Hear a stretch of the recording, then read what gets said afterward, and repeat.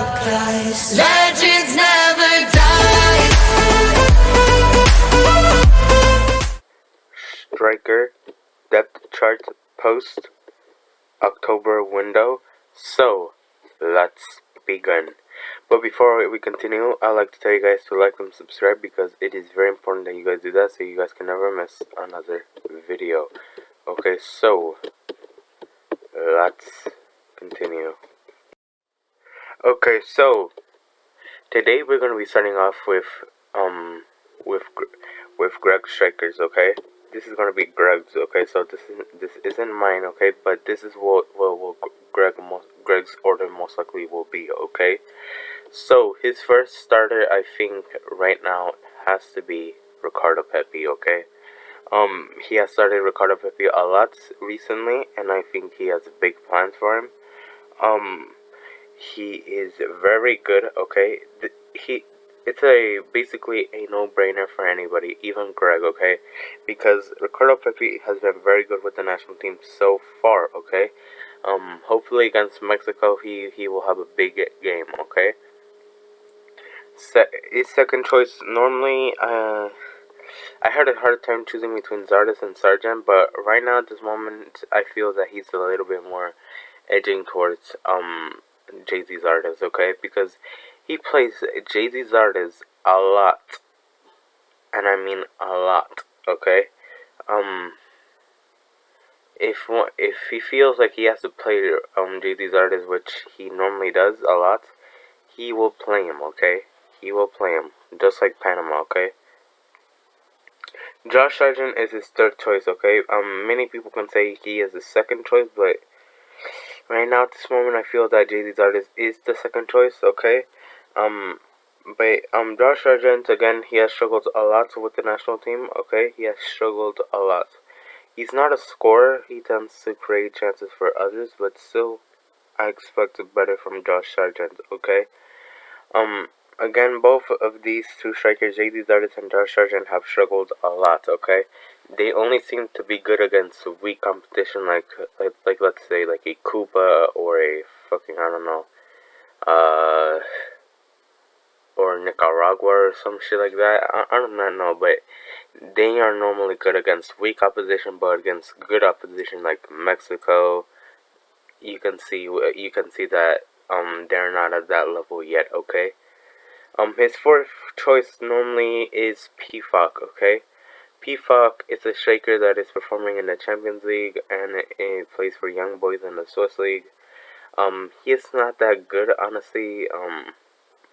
His hold-up play is not very good, okay? Everything he has is pace.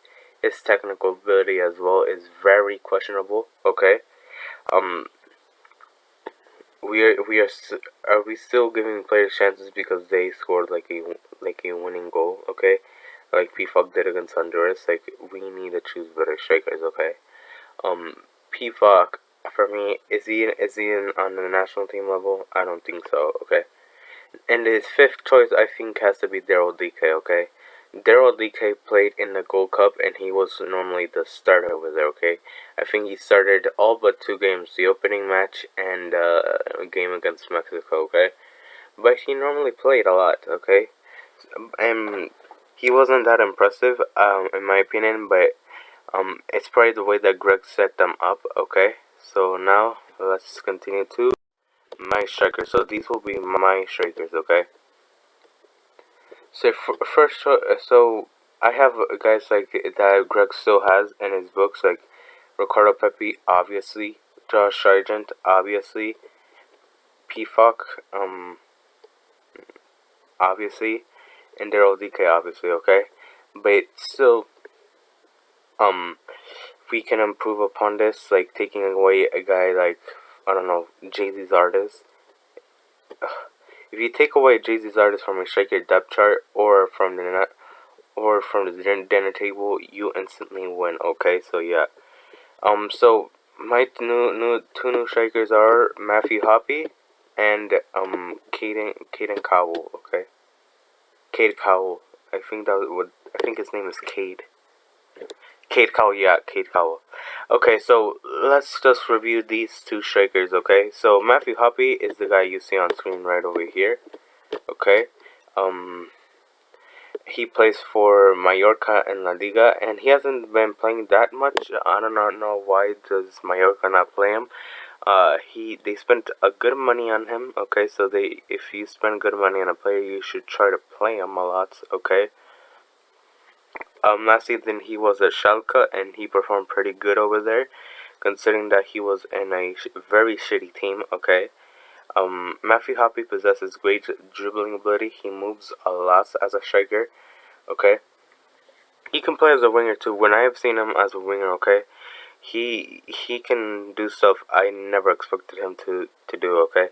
He can fucking cross a good ball, okay, into the box. He can cross good, okay. He can dribble at players. He contributes defensively a lot. That's something I never expected from a guy like Matthew Hoppe, okay? When he was in the Gold Cup, he was a hard worker, okay?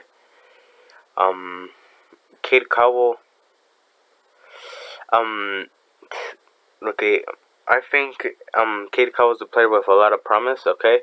I know he is, if you look at his numbers, they're not that good, like, I don't know, like, how many goals does he have? Like, I think he has like 4, 3, or 5. I do not remember, but still, his numbers are not like that good, okay?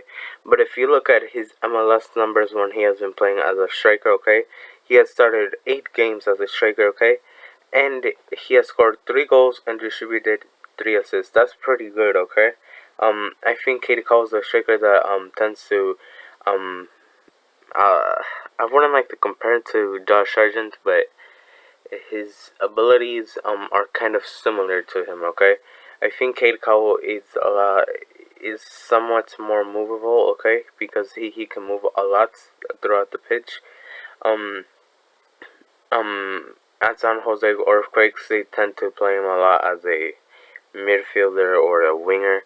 Um, Look at Matthew Hoppe. I think Matthew Hoppe, when I've seen him, he fits perfectly as a winger. I wouldn't like to see him as a winger, but still, you can put him as a winger when your winger depth chart is pretty weak.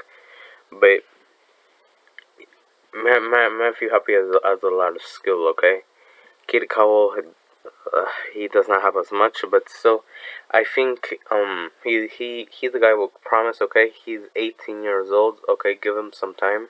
Okay, because next season he can be very good. Okay, next season. Okay. Now let's go to my order. Okay. So I think if I made a who I bring to the qualifiers, I think, and let's just highlight my order, okay? So yeah, I think obviously you have to bring Ricardo Pepi, okay? He's your first choice, okay? Why do I choose Ricardo Pepi as my first choice? It's pretty obvious. Every USMNT fan should know Ricardo Pepi has been very good with the national team so far.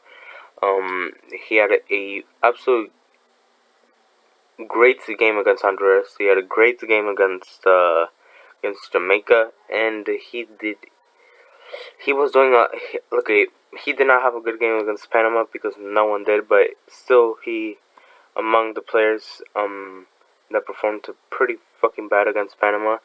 He was one of the, like, let's say, the ones that you can say he didn't have a not so bad game. Okay.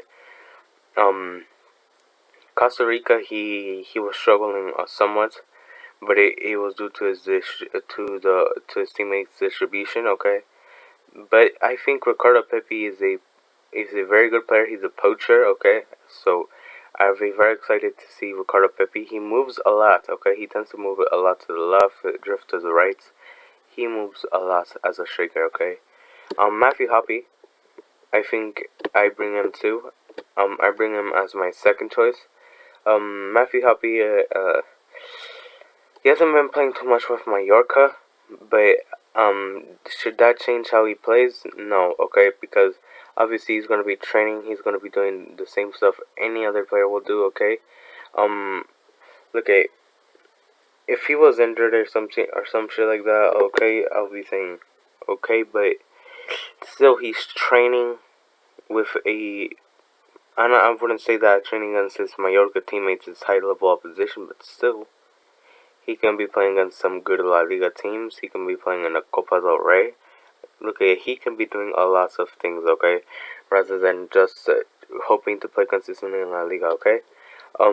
Josh Sargent, their choice.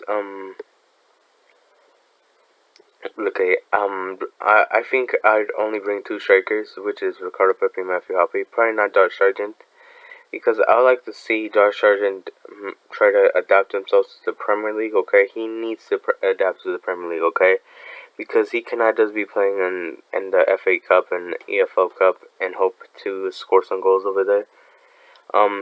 He needs to adapt to the Premier League. Okay. Hopefully, if Norwich ends up going to the Championship, hopefully they will actually be a good as team as they always are in the Championship. Josh Sargent can score like, I don't know, like 30 goals, and he can get lots of confidence, okay? And possibly just leave Norwich right after, okay? Because once you leave Norwich, you never come back, okay? Because Norwich are one of those clubs that are good as hell in the Championship, and once it's time to go to the Premier League, they are a weak ass team, okay? Daryl DK. I have not been too impressed with Daryl DK so far with the national team, but still, I would like to give him a possible chance as a third striker, but I wouldn't like to bring three strikers, okay? But still, Daryl DK he's very good at the MLS level and at the championship level. We haven't seen him against like a top 5 league competition yet, but still, I think he'll rise up to the challenge, okay? One thing I like to see Daryl DK improve upon is his technical ability, okay? I know it's very hard to improve technical ability as a physically dominant player as Daryl DK, okay? I think, look, he was not that impressive in the Gold Cup, but you cannot blame him, okay? Because most of the time they just long balls to him, and he had to win. He had to win those, okay? He was playing against physical teams like Jamaica, okay? He couldn't just like bully around the players as much as he wanted, okay? Because most of these CONCACAF teams are pretty physical, okay? And he had to rely from players like Matthew Hoppe. He had to rely players from Paul Ariola, from a Gianluca Busio still in MLS, Sebastian Lletget. He had to rely upon those type of players to create chances for him, okay? There's nothing wrong with those. I wouldn't like to like fucking offend those players, but still, they are not creative players, okay? I know Matthew Hoppe is a very good dribbler. He did a nice ass cross to him the other day in the Gold Cup against Martinique, but that was against Martinique, okay? Because that was against Martinique, okay? It wasn't against like a Mexico or some shit like that. They lacked the real creator, okay? Although they did win, the USMNT looked pretty bad in those games, okay? But still, I think I would like to give Daryl DK a second chance, okay? Jordan Pifok, 5th choice, I wouldn't like to bring him, okay? I haven't been too much impressed. His hold-up play is beyond disgraceful, okay? Keita Cowell, I would bring him as a trump card, okay? So now let's just wrap this up, okay? So, thank you guys for watching. We'll see you guys in the next video. Bye-bye. The smiley face cannot see itself, okay? But sorry. Bye-bye.